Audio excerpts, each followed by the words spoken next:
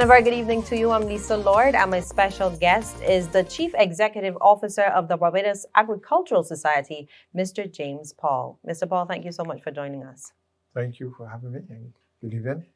Now, I want to start by looking at COVID-19. Talk to me about the special challenges that the pandemic created for farmers over the last year and a half. Well, first of all, when they had the restricted movement, that in itself was something um, that it was challenging because, when the government first came out with the thing, you weren't sure who could have gone, who cannot go on. And, some farming operations you have to do during hours which are unusual. Um, and even, in terms of the livestock, for instance, people have to appreciate that when you look at the dairy industry, for instance, some farmers start as early as 4 o'clock on mornings to get their animals milked. So that was an issue. And then you have to bring the staff on to help you. Getting people moved on mornings is a problem. In terms of poultry, for instance, it's always better to collect poultry, again, in those early hours of the morning. The birds are much more easy to catch, so you have to also operate then. It just means really that you had to adjust how you did things. And we had to try and make sure that we get the appropriate passes so that people can actually move. The other point too is that, farmers are just as endangered in terms of the whole question of COVID as anybody else. So, the whole thing about people coming on farms, should you allow them? And what people don't appreciate that farming is a very sensitive, is food. And certainly to the extent that we knew that like a disease such as that, it would have some impact, as we are seeing right now on, say, the food supply chains around the world. When you start to have persons who actually produce food, which is nutrition, affects the health of the society. So you also want to make sure that the biosecurity measures that should be in place in terms of farms that they are on. So it had that type of impact, which I think farmers themselves at the beginning were very uncertain. The other thing is too, of course, is a balance, because when the authorities start to react to these things, sometimes some of them in the enthusiasm go overboard. But I think we had to point out to them, if at the same time, when you go overboard, you actually destroy the ability of people to produce food and, of course, to be able to eat and get sustenance. But if the COVID did not kill them, of course, you'll be killing them in terms of, they're not being able to get the nutrition that they need. So we had to present that argument in order to try to make sure that they understood that, in the same way that they made allowance to certain people, they had to try to make allowance for the fact that farmers still had to continue to be able to produce food. If not, if they didn't do that, we would have a whole set of dead animals and dead plants and everything else around the place. Now, because there was little to no tourism activity last December, farmers were left with quite a bit of fresh chicken and fresh pork in their stock. How did that impact both the poultry and pork producers? But in the case of poultry, it did mean that we had large stocks of poultry on hand. And in terms of pork, you would also find that. So I would not be surprised if even now that you have some farmers telling you that Baiko still has some of their stock, which of course is a much used by now, on hand. So it meant really that they had reduced sales, and those, of course, what they could not sell, they had to put on cold storage. In the case, the peculiar thing about pork in Barbados, it is really, fresh pork is something that only a certain amount sells in Barbados. And once, it seems as if in Barbados, the whole thing about frozen pork, people like the pork fresh, and, once that weekend goes, that is it. And many farmers then would have suffered from that. In addition to that, the conditions, I'm not satisfied really that the conditions under which we store pork, because as I said, pork is a fresh market, really. And the cuts, we don't store the cuts that well, although I think Hypack does a pretty good job now, because when they buy around over 160 carcasses weekly from farmers. And at least they store their pork in a pretty good condition. So it was there. But for the rest of the other farmers there, they have limited access to good storage facilities. So that would have really presented a problem for them. And of course, it means too that, one of the things about some food items, they are very, what we call, price inelastic. So there is not much responsiveness of demand to adjustments in price, and only a certain amount really gets consumed. So it's very, because of that inflexibility of price, and consumers don't readily respond to it. It means then, therefore, that you cannot even sometimes adjust the price and sell more pork, because you'll find that Barbados still has to sell more pork on weekends, in the good Sunday meal. Mm-hmm. And then in relation to poultry, what all it meant is that we saw a huge buildup of poultry stocks in January coming down. And if you would notice, what had to happen is that the poultry producers had to really reduce prices of poultry on cold storage in order to get them off. Have you looked at mechanisms to counter something like that ever happening again?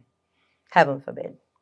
Well, I don't know what the truth is. Really, there isn't much you can do when something like that happens. It is not something that you can calculate, because, for instance, the industry normally carries a certain amount of storage, for unforeseen circumstances. But I think COVID produced some real challenges that I don't think that a lot of people could have anticipated and could have even effectively planned for. And it all has to do with the ability to hold product till the storm goes. But I don't, it's not something that you could actually plan for. You could try and mitigate as much as possible, but that's what it is. No, you were in the media a few days ago saying that consumers could expect pork and poultry prices to rise for Christmas. And this is if the government subsidies on feed prices expire at the end of this month. Has any headway been made in this regard? Are you having talks? What's the situation? Well, the last statement from the Minister of Agriculture indicated that government is not proposed to continue the subsidy, which is $2 million. I think overall be $4 million to farming to the feed company beyond November. That being the case, I in recent meetings with the feed company, they have indicated that basically there will be some adjustment in price, and this is upward. A lot of this has to do really with what price can we source critical inputs in feed, which is corn and soya. And the truth is really that the prices have not returned back to the days when it was $3.50 per bushel. And I think we need to understand that as a country and as a nation, that really we are impacted by what is happening on the international market. We do not grow corn. We do not grow soya. Well, we do grow corn, but this is not the type of corn. And we don't grow soya. The other fundamental point that we need to understand too, that even if we grew corn, we cannot produce it as cheaply and in the abundance that the United States and other countries have, and Argentina and Brazil produce it. It is just, we don't have the land space, we don't have the type of soils to give you that level of productivity.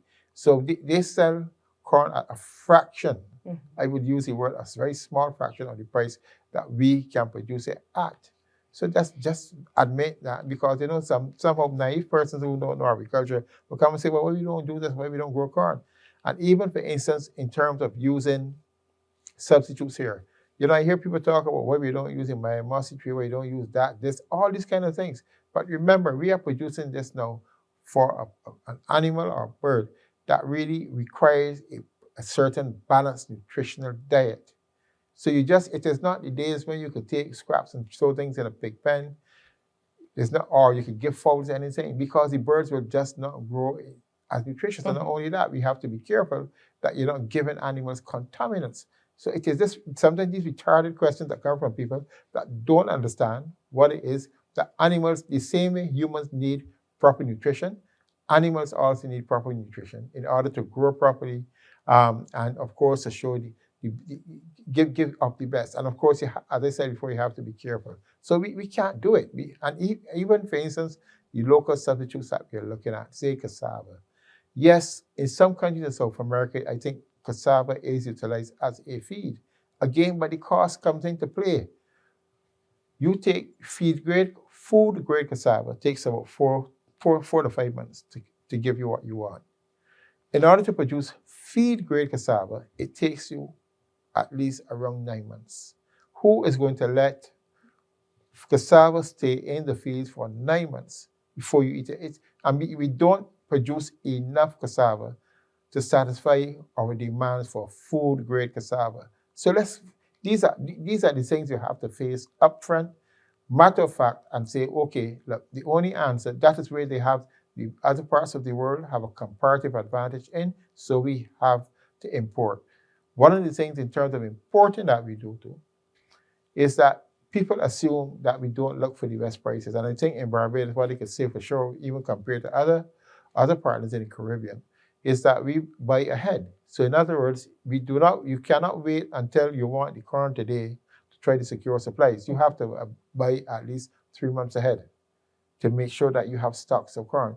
So I know it is not an exact science, because sometimes people will say, okay, you bought yes in the future 3 months ahead. The price might have been that way, but then you notice that after you buy for that block of corn, which is available then 3 months ahead, the price might have dropped. But you have to commit. You cannot wait. You have to do it now. If not, when you're ready, it's not there. And the whole thing is that the market, with the Chinese entering into the market, that causes a whole set of other considerations.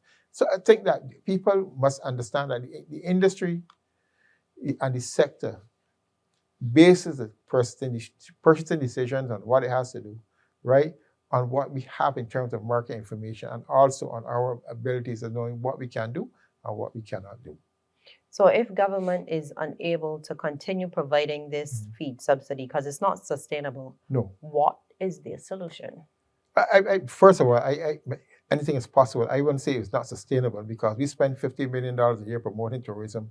As I want those people that feel that certainly tourism, we continue to be very generous in this country with tourism. And sometimes you have to ask for the investment that we are making, whether or not we're seeing what we're seeing. But that's another point. But in terms of the what can we do, the thing is really that, look, we have to produce more of what we use. The only way we can try to do it is to try, for instance, to benefit from economies of scale. Because then if we are able to produce more poultry, which of course mean that we will be buying more corn, we might be able to benefit from what we call purchasing economies. So that, in other words, if we buy more, we might be able to command a lesser price. But even in that respect, we are limited, because we only have a population of 250,000 people. So, in other words, we can only produce so much poultry. Take that into take also into consideration the fact that we continue to believe in this nonsense that Barbadians, that somehow they have some infatuation chicken wings. The only reason Barbadians like chicken wings is because when it came in first, it was cheap. And it was the worst part of the chicken. The Europeans did not want it. The English didn't want it. So they dumped it in Barbados at a very cheap price because they did not want it. Okay? But the good thing that's happening now, I use the word good thing, is that Europeans now are catching on to the same buffalo wings in the United States and stuff like that. So the price now is going up and up and up. So that cheap commodity that you had before is now getting expensive, which is very good for us down here anyhow, right? And therefore, that market that I think should be for local Barbadian producers in terms of chicken wings, okay? If we could take over that our local producers could satisfy in terms of normal and healthy poultry, it would also be able to increase the quantity of corn that we buy, and also help us to demand a better price when we are purchasing. Consumers would benefit then, because then the cost of production will go down, and we'll be able to be more competitive in our price for local poultry. So that is what it is. And I think that these are the hard facts that we have to understand. And I think if we are serious going forward, as consumers, we need to understand, and as the producers, we need to find ways to help, to move in that direction. So simply put, in the short term, there's no solution.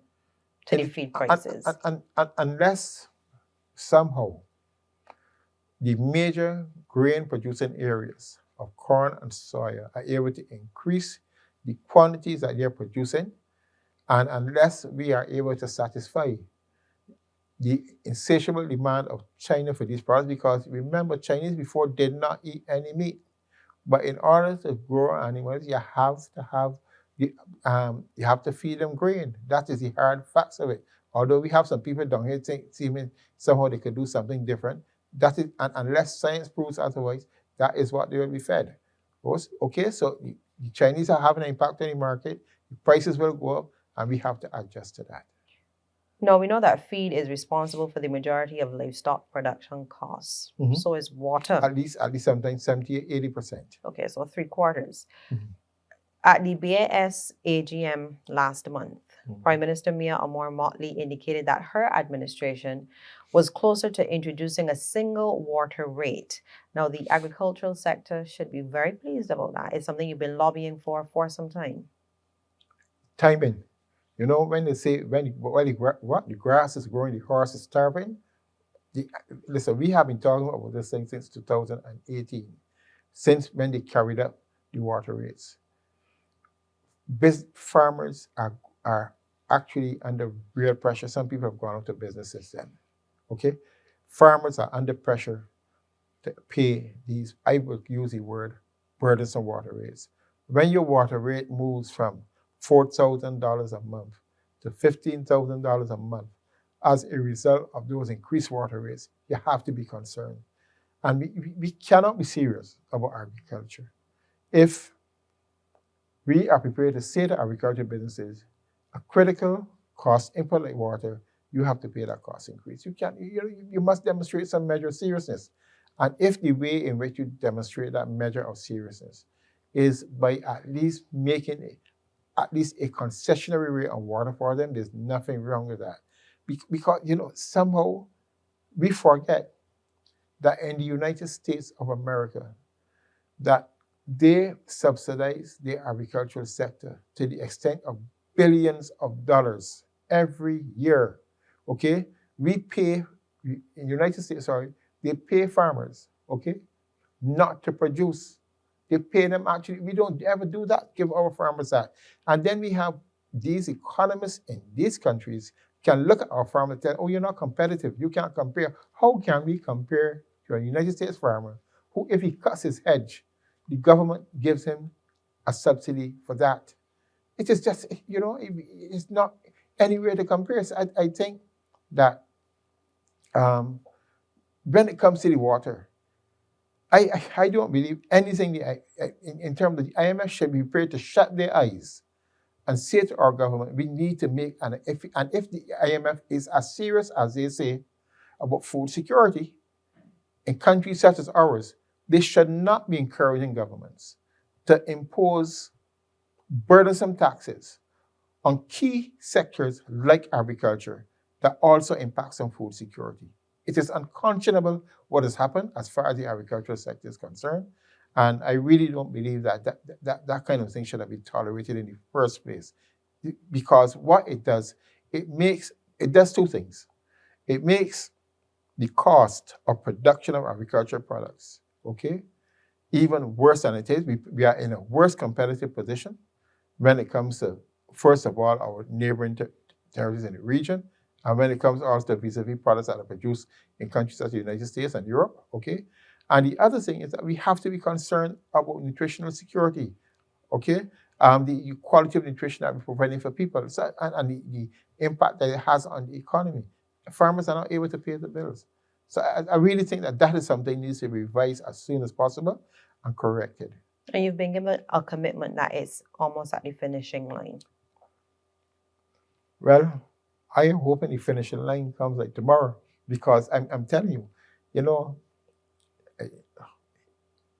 people seem to think because they not wearing the shoe of the farmer, they do not understand it. Okay, but I'm saying to you that farmers are sacrificing every day to pay those water bills, and in some cases they are not paying it. And the sad thing about it is this: that you will have persons then They have to, something has to give.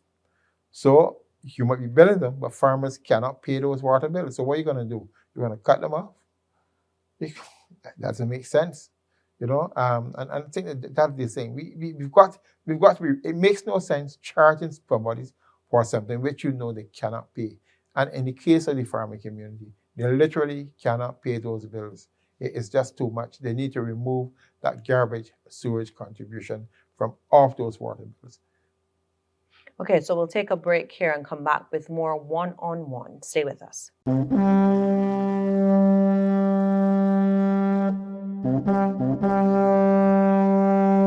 Everything comes at a cost. And these days, no one profits from the loss, like when a child is forced to trade school day socialization for screen time study, when a disease decides to disrupt our daily routine, and suddenly, every one of us is coming undone, losing loved ones' lives and livelihoods, breath and breadwinners, families and festivals and freedoms. God, we feel like it's too much hassle to be human. We will always remember the years the earth spun quieter, but Mother Nature showed us how the simple act of standing still can wage war on an illness. So may we remember how to be our own army, how it takes cooperation for a community to build immunity, how unity can nurse us back to normalcy. Why stop at one family when we could save all?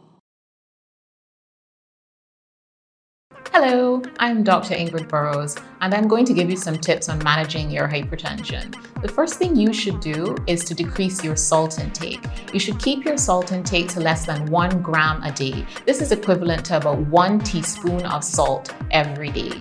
Another thing you should do is to ensure that you're getting enough physical activity. You should aim for 150 minutes of aerobic exercise every week of moderate intensity. For example, brisk walking, light jogging, swimming, or running. This equates to half an hour of exercise 5 days a week. You also want to increase your intake of fresh fruits and vegetables. It is advised that you eat 5 servings of fruit and vegetable every day.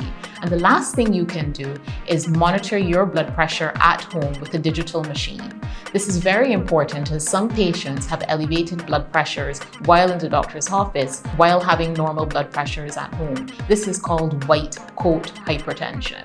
Also, if you're taking medication for your hypertension and you notice any changes in your blood pressure, you can call your doctor and he or she can adjust your medications to suit. If your readings are too high or too low, you can inform your doctor and he or she can adjust your medications appropriately. I hope these tips have been helpful.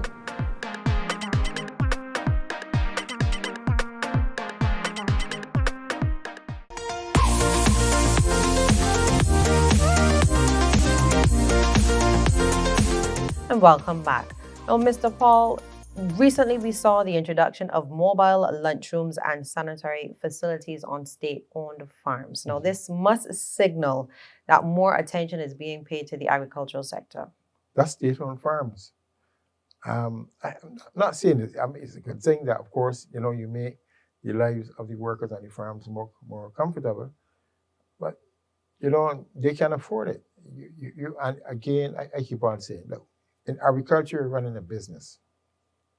And while we have to applaud the fact that these things are happening, it is just not as simple in the case of the private sector, because they have bottom lines they have to meet.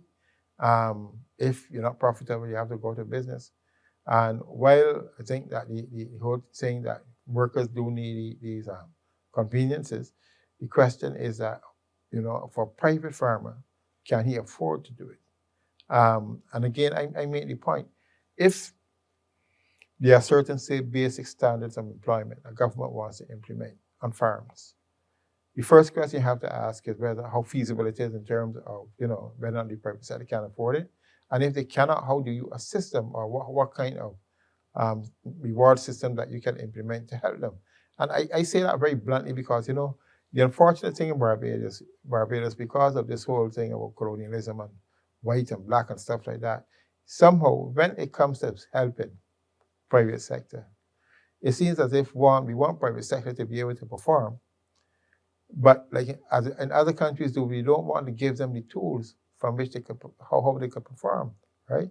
So it's like that kind of stuff. But I think, yes, it's very laudable, and I think that as much as possible, it should be implemented in a lot of farming operations. But the thing is really, is the whole question of its affordability. Who is going to pay for it? And in some cases, for instance, already we are accused of not being competitive in terms of price. But if we were to implement it, will the operation be able to, Be to deal with it? sustained. Now, we're a few weeks away from Christmas, and typically at this time of the year, you often hear complaints about price gouging. Is this something the BAS is closely monitoring? We monitor it, but I think we need to get real again in this country.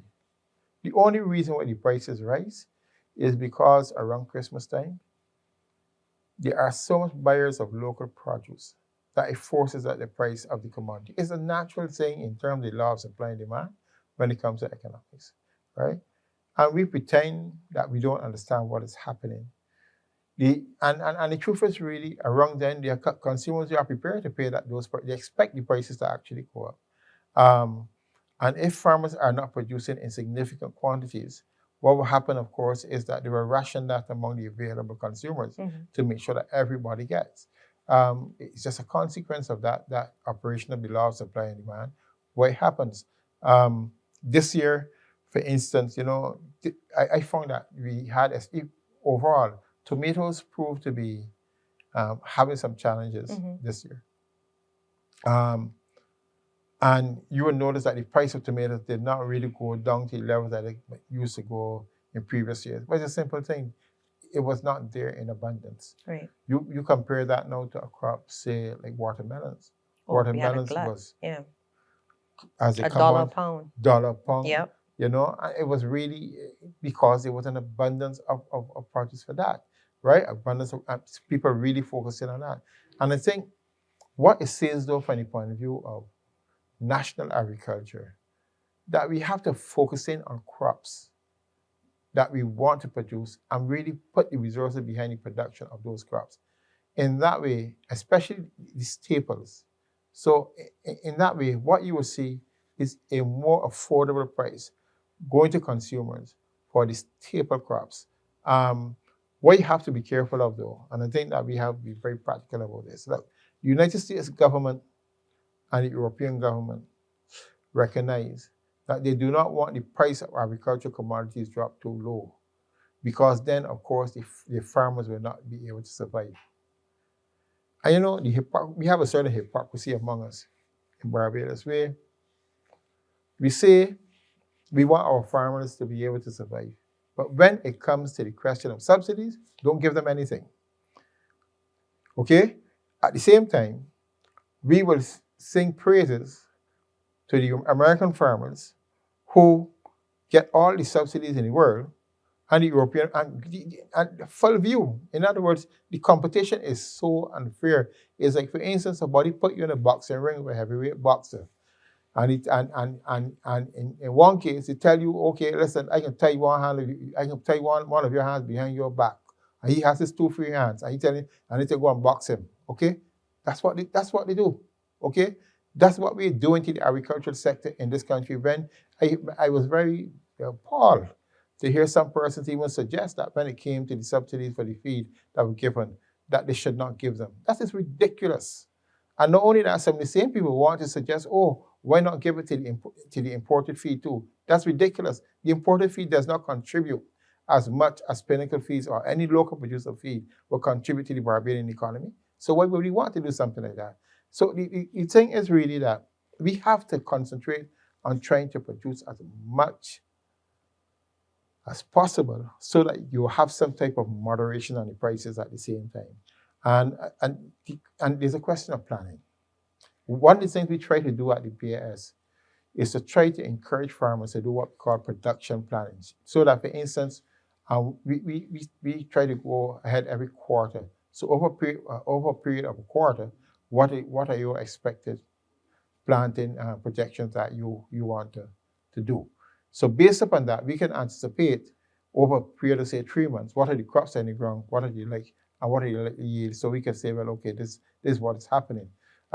In that way, then, what we try to do is to get farmers to work with each other, maybe in clusters, maybe in groups, so that you could avoid the situation where you could say, but you have about 20 fellows here planting potatoes right now, and they're going to come off this week. Do you want to stagger it instead so we have a consistent production throughout?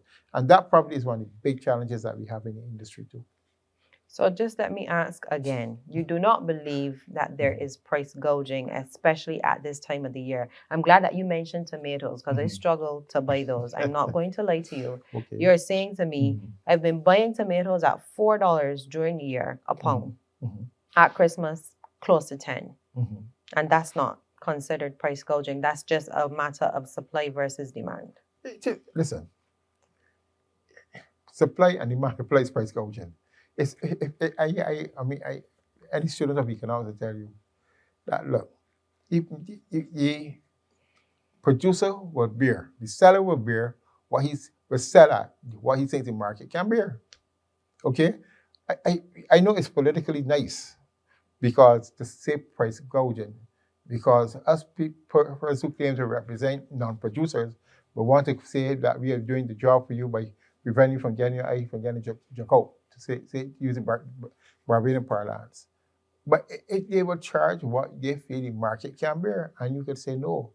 And then but I think the answer to that, and I want to make it clear, and I think that is where we need to have some type of national commitment to produce more of those crops, where we call this so-called inverted commas price gouging. Because if more crops, for instance, if we knew more tomatoes is coming on the market around Christmas, mostly potatoes, more everything, the prices will moderate around that time. They will moderate. So the answer to the thing is that us as a nation commit to producing more food and helping the farmers to do so. But sitting on the sidelines and talking about price gouging, that's nonsense. Okay. No, predial larceny. You've been very vocal about predial larceny over the years. Are you still getting that level of reports in terms of crop theft, livestock theft? Yes. As a matter of fact, I think that, one of the sad things about our community is that we are still willing to tolerate, and I use the word tolerate, yes, predial larceny. I think that I have come to the conclusion that there are certain sections of our population who are willing to tolerate predial larceny. When you say tolerate?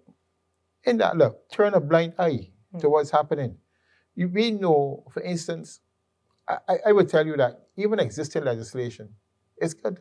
I don't think that it is not a question that it is not working. It's not working. That it is not a good piece of legislation. But how many of us are prepared to adhere to the legislation and its enforcement? I mean, we put a lot of pressure on the police to actually try to discover instances of predial larceny. But let's be real. Unless they get the information that they need to prosecute persons who are involved in it, they can't do it. We have situations where people buy produce in this country from persons who they are not sure whether or not they have come into the possession of that produce by legitimate means. And they don't put steps in place in their operation to ensure that, you know what, if I'm buying from a thief, let me try and make sure that, let's just report this thing, okay? And that is why I think I'm saying that if we are serious about trying to stop predial larceny, we have to recognize individually that once we are players in the market for buying produce, we need, of course, to do something to at least help. That is why I want to applaud some supermarkets, for instance.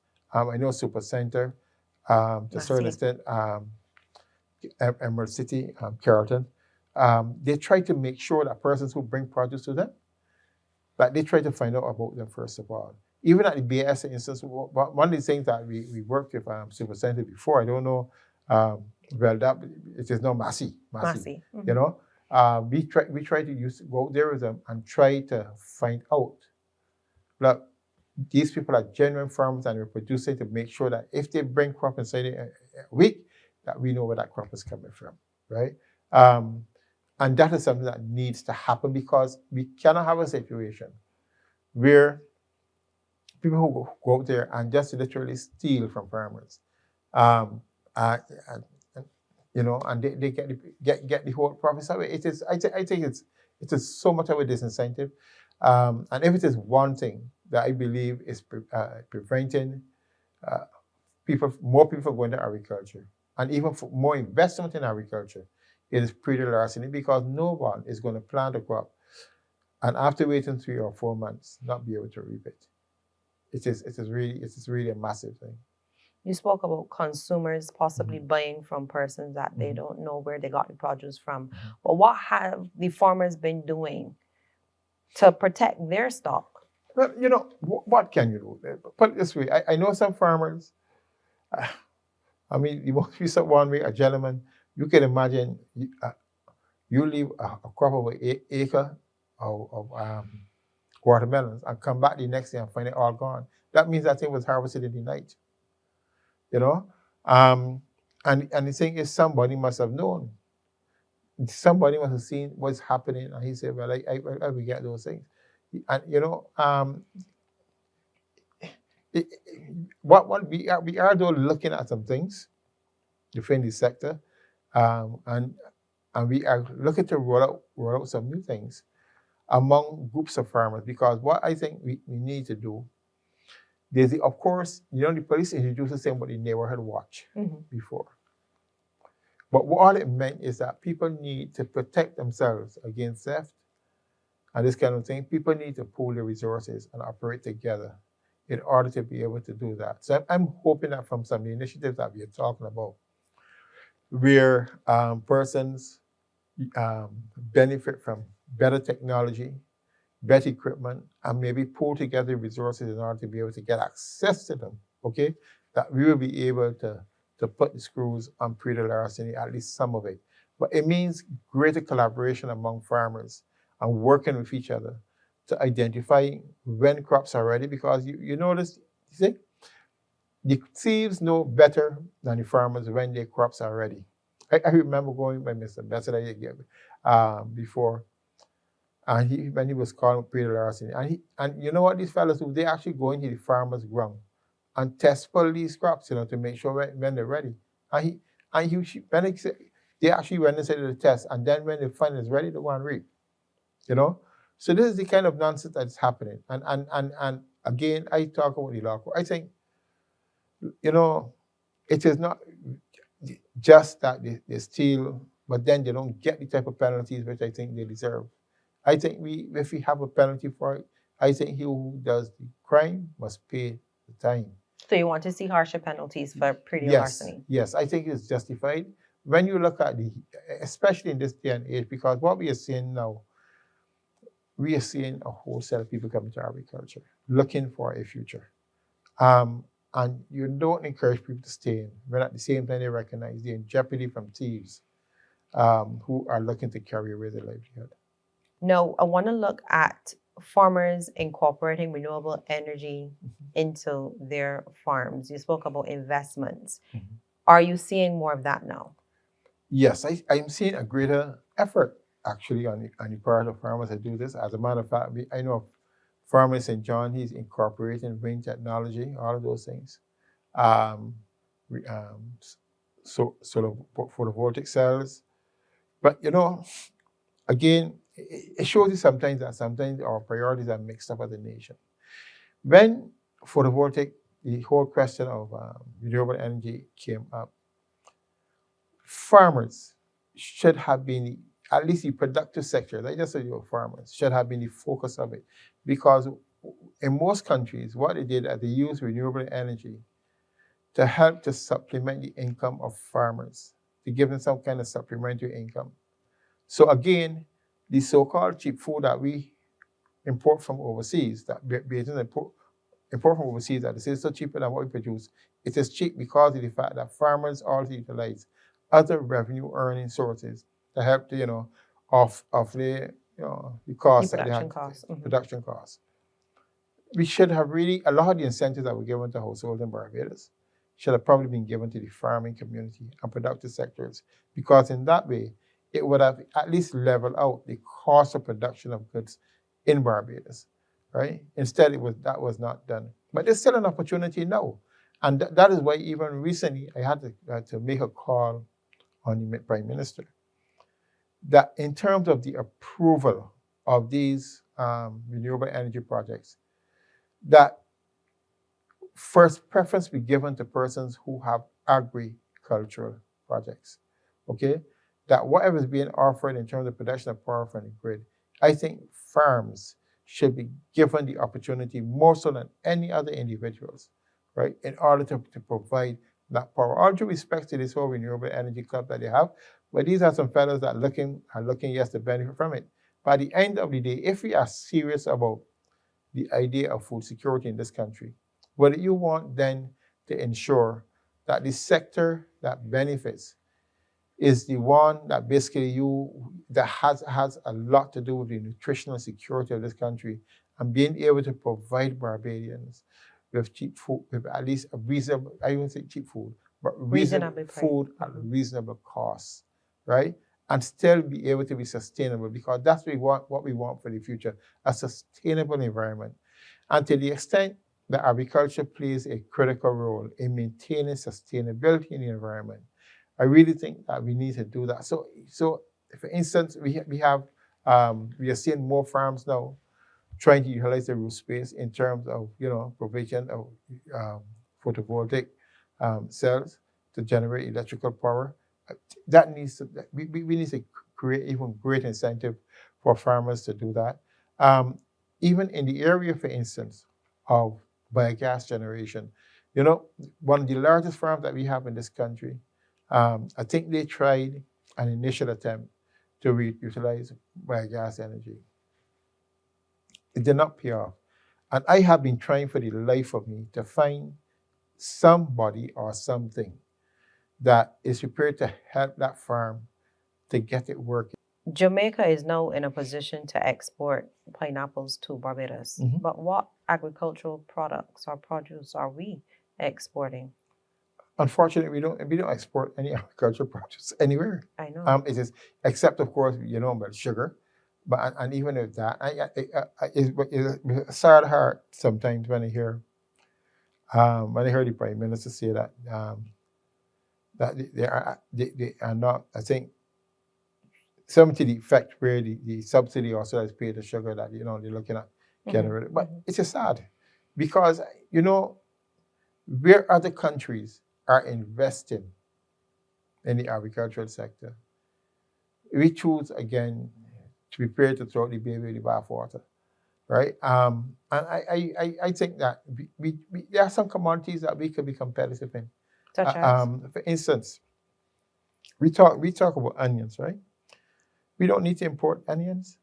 And even for instance, we can actually, we produce right now about 25% of our onions locally, right? Basically to do that, I think we plant around 100, max 150 acres. We have, and if 150 acres, and we produce 25% of our onions demand. Can you imagine how much, it says then, that all you really need is about a good 500, 600, 700 acres of onions planted annually, and we can meet onion demand in Barbados. Well, where's the will? Where are we giving people the ability to do so and invest in our local sector in order to do so? Again, in poultry, I'm saying that we do not need to import poultry. We do not need to import chicken wings, right? Because in truth and in fact, as I keep on saying again, chicken is only one part of it. And not only that, we talking about reviving our cruise ship industry here, right? And we could actually be supplying the cruise ships they need when they come to Barbados, at least with the commodities that meet their standards. And we can do it. I was pleased the other day when I heard government is looking to review I think the act relating to the abattoirs, because we are operating under an antiquated act under which the chief medical officer approves, he is the person responsible for approving meats produced in Barbados. When in other parts of the world, it is the chief veterinary officer to change this act has taken, I would tell you, I think it has taken at least 20 years. Mr. Paul, we'll take another break here and come back. You're watching One on One.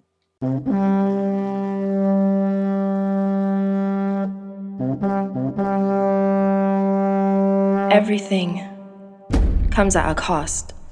And these days, no one profits from the loss, like when a child is forced to trade school day socialization for screen time study, when a disease decides to disrupt our daily routine, and suddenly, every one of us is coming undone, losing loved ones' lives and livelihoods, breath and breadwinners, families and festivals and freedoms. God, we feel like it's too much hassle to be human.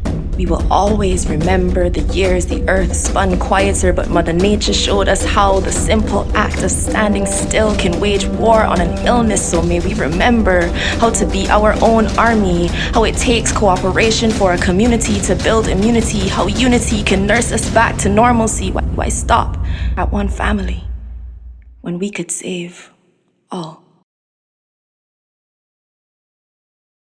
Let me begin preparations. It's hurricane season. Let me sit down and reason. Let me secure a nation. Know your shelters, Bajan. Help out one another, get vibration. Develop emergency community plans so that we could function. Remove outdoor objects. Make sure that you went to the ATM. Stock up with water. Make sure you clean the guttering, Lord. What about canned food? Make sure you got some stock up in your room. Make sure you prop up the paling and tie down the roof. Let me start to prepare real soon. Let me begin preparations. It's hurricane season. Let me sit down and reason. Let me secure a nation. Know your shelters, Bajan. Help out one another, get vibration. Develop emergency community plans so that we could function. And welcome back. Mr. Paul, you hinted on it before in terms of younger people entering agriculture. So it's still being seen as a viable career option. Yes. You'll be surprised. A lot of young people, they are still very much interested in agriculture. And, one of the things that we are trying to encourage in BS is the whole question of making sure that the generational equity is established. As a matter of fact, there was a farmer who died recently, and I was really concerned that with the death of that farmer, that farm now would have been in jeopardy. And thank God, that the person's offspring has actually said, look, I recognize what my father was doing. I want to make a contribution in terms of making it better. And that's the thing. They come in not to keep it as the way it is, but to make it better. Because I think that we have to pass on to our young people, something better, because we want them to be that much better than us in terms of what we did. You raise children and you want them to be that much better than you, because you want them to be able to succeed and to do it better than how you did. And I think that I'm satisfied though that we've had some successes in terms of showing people that, look, that farm helped send your son and daughter to university. And one of the mistakes that a lot of people coming are making is that we take these things for granted. Ordinary businesses that our fathers and mothers did, we take them for granted. But that is what fed us. And they did it in a way in which they knew it. But we could do it better than them, okay? And similarly, that's what we're trying to show now to families that have been able to, for instance, build businesses based on agriculture. And there have been some successes. So that is one. And of course, in terms of new entrants, we are also trying to ensure that those persons who are coming into agriculture, that they do it properly, that they have the appropriate practices, and that they're there for the long haul. Look, the sad thing is, to be very frank with you, as in any other business, thousands of businesses are established sometimes. But out of those thousands of businesses, only 10 might succeed. That's just the nature of business. That's how it is. Yeah. That's how you learn. But there's nothing wrong with that. But at the end of the day, we must still have a sector and a viable business sector. And young people show tremendous interest, but there are the other areas in which, for instance, entomologists in Barbados right now, we don't have sufficient. Um, and that is an area that helps those services are needed by agriculture. Even in the area of veterinary medicine, one of the things is that in Barbados right now, we have, yes, a lot of the vets who come back, they want to deal with the cat and dog and these kind of small domestic animals. But we also have a need for vets who are prepared to deal with the large animals, the farm animals. We're not having sufficient of those too either. So the areas in agriculture where basically that we do need persons who have specialties and their opportunities. And I'm hoping, of course, that I think the last pathologist at the lab, we were nearly in danger of not getting a person, you know. And I think we have to plan, especially in terms of the specialties in agriculture, that we have to plan for people to replace them. When Dr. St. John left, for instance, the veterinary laboratory in the Pine, we don't know if we would have gotten somebody. We got Dr. Clark now, but we have to plan to make sure that these valuable resources that we don't take them for granted and not look forward to the day when, you know, so because they're great opportunities in agriculture at different levels, different spaces. And I think that we need to try and take it seriously. And you can make some good incomes out of it. It all depends on where you want to be. No, beyond those points that you've made, if you had one wish for the agriculture sector, what would it be? It would be that that our government will not be so challenged or feel so challenged when it has to provide resources to the sector in key areas. We need to stop spending in areas which really will not see growth and spend in areas where real growth will occur. I think we need to trust and trust our producers. We have great producers in this country, people who over the years continue to produce year in, year out, and are successful in what they do. I don't think really that they're given enough recognition. I think too much reliance is placed really on a bureaucratic centered drive in agriculture. We feel that somehow agriculture is going to prosper because the Ministry of Agriculture creates some policy. No, we have to give greater support to the people who are out there in the fields, who invest in the sector, and who really need further support, and that encourage them to invest more. I think if we do that, we will see greater success. But right now, we have people who, I guess, invest in agriculture because they love it. You know, but if we can get that done, I think it will make a big difference in terms of taking the sector forward. And that's all we're interested in.